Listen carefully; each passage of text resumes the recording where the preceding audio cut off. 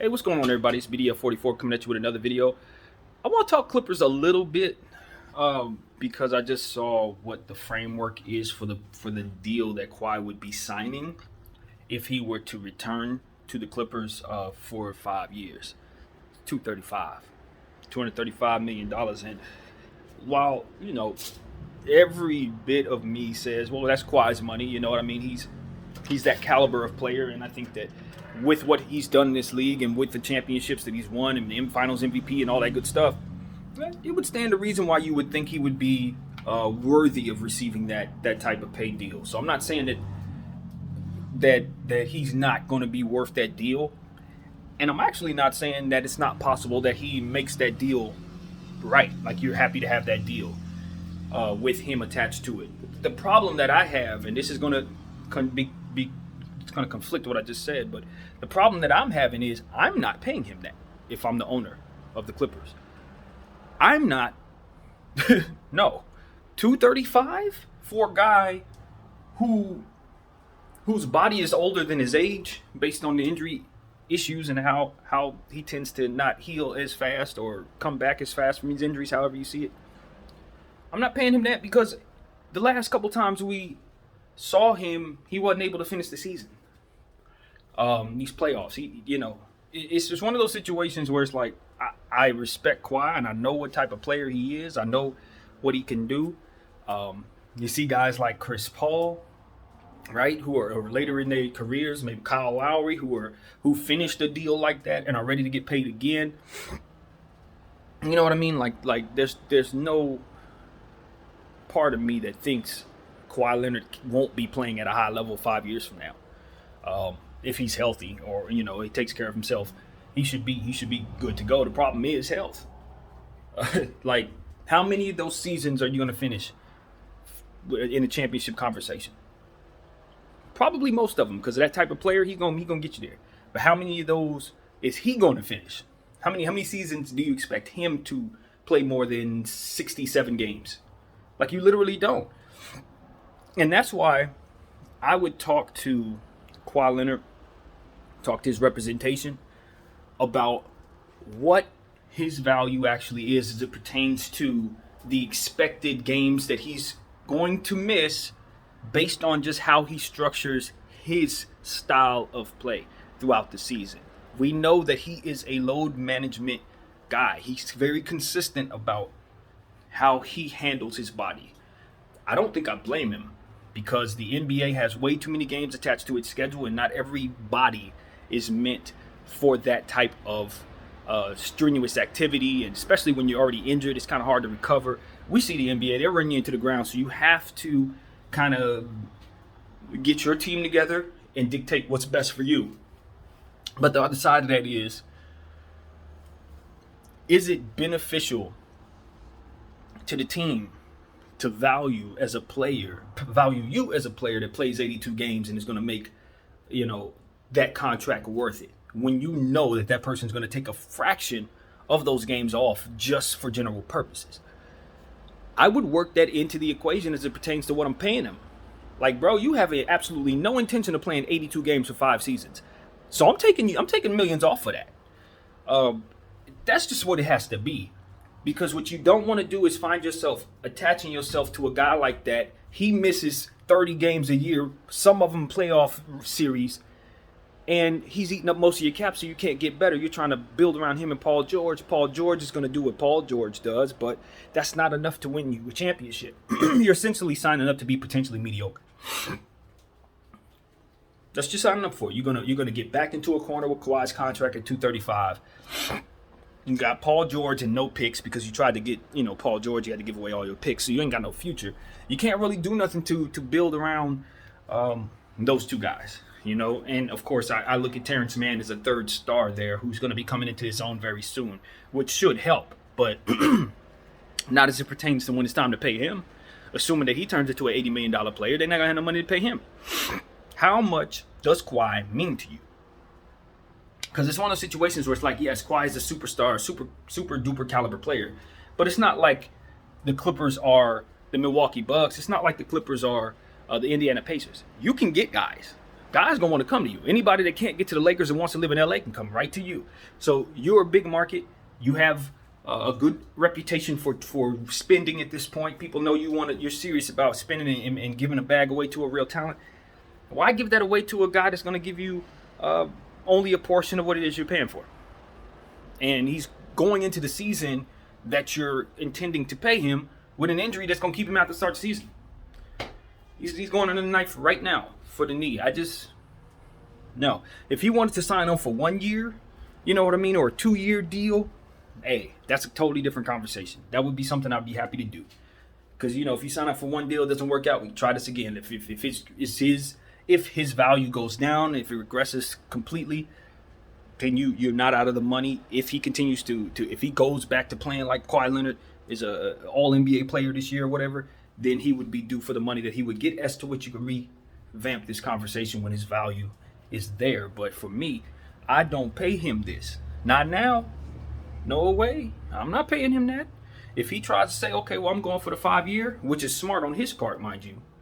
If he does, especially since you want to be in Los Angeles, you know your body, you know how you are. You need to lock up. I don't think he should be trying to sign no 1-year deals at all. So at this point, it's like, I know a lot of people think Kawhi's coming back. Obviously, the injury will probably have it so that he'll sign a 1-year deal to just kind of nip all this in the bud, because this conversation is probably being had in several different places around that organization. You cannot, it'd probably be in his best interest just to give it a year. It probably would, rather than to ask for this, get turned down, or maybe it works for him, he gets it. But the Clippers would be wrong for giving it to him, in my opinion. You're backing yourself into a corner. So that's what I think, man. I like Kawhi Leonard. You know what I'm saying? It's not like I don't like him, but he's not the defensive presence that he once was. He's not the guy that you're going to put on your team and turn your defense from 29th to 5th anymore. He's not that guy. It's not because of a lack of ability. It's just that, like I said, he's not going to play 82 games. And when he does, he's being mindful of his health to such a degree that he's not going to take on those assignments like that. He ain't going to be PJ Tucker or nothing like that, trying to body up the best player on the other team while still having to do what he does offensively.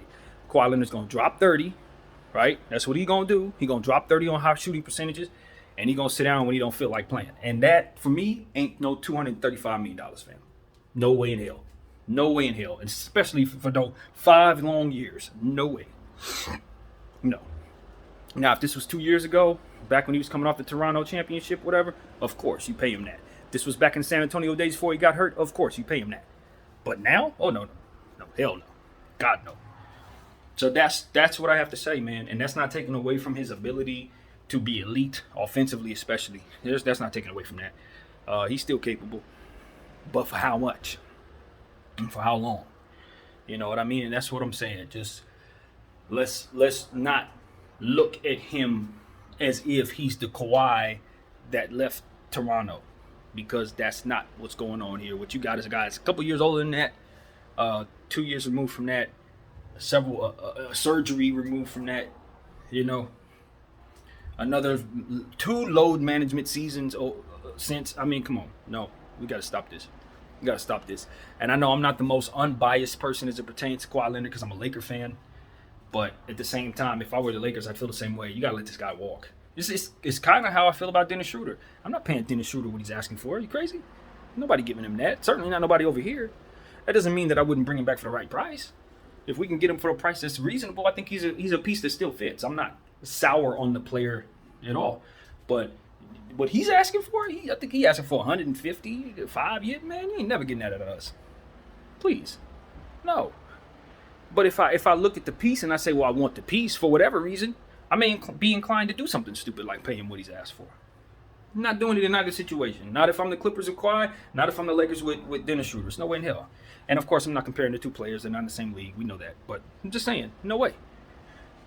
Got to manage your cap better. This is why teams end up being bad for long periods of time, and it just turns into a domino effect of bad situations, because of situations such as these where teams overvalue the stars they have, or be so fearful of losing a caliber of player like Kawhi Leonard that they will overpay for him. And, every situation is different. If this is the Sacramento Kings, if this is Orlando Magic, something like that, probably got to play it different. If this is the Pelicans, you're playing it different. But you're the Clippers. You're in Los Angeles. You didn't do that. No, you don't need to do that. You take that $235 million and you offer it to Zion 2 years from now. That's what you do. You take that $235 million and you offer it to Joel Embiid a year, or whatever, how many years from now. You make sure that money is available to you for whenever it's time for you to really get something that's going to help you. Not this. This ain't that. With all due respect to the Clippers, can't you see this ain't working? With all due respect, can't you see this? That duo is not working. They're not what they're supposed to be. And like I said, you got some guys on that team. I think a guy like Terrence Mann is the type of dude that make me say, let me just take this value of these two dudes that ain't really doing it. That's only getting us to a point.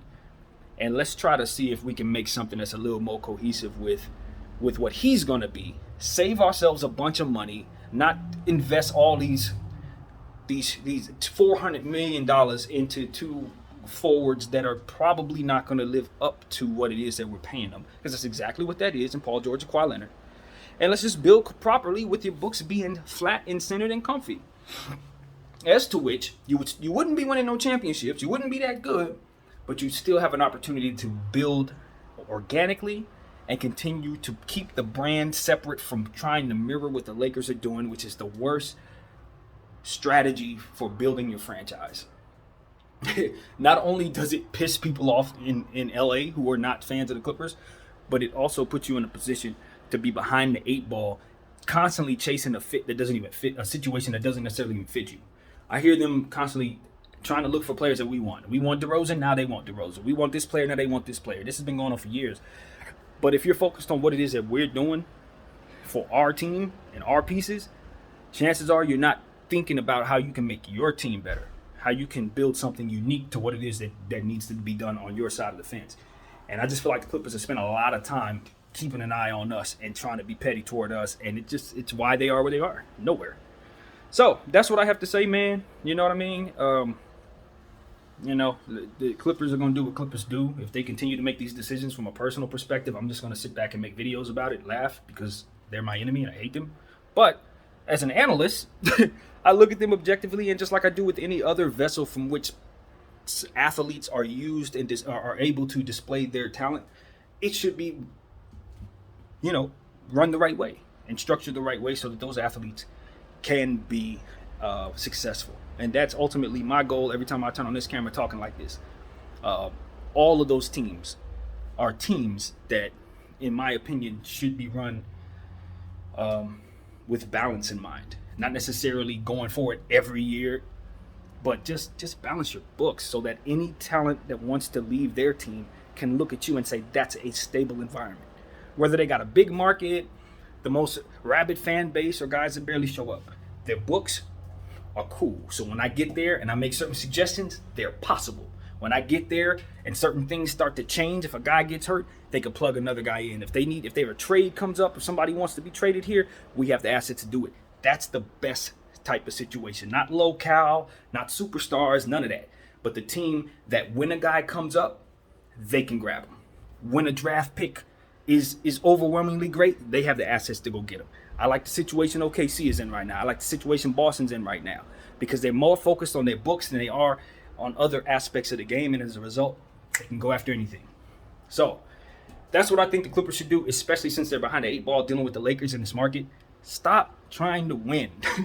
Build a sustainable, balanced place for athletes to come, and I guarantee you, the LA locale will take care of the rest of that. So that's what I think, man. My name is BDF44. Thank you all for watching. I'm out.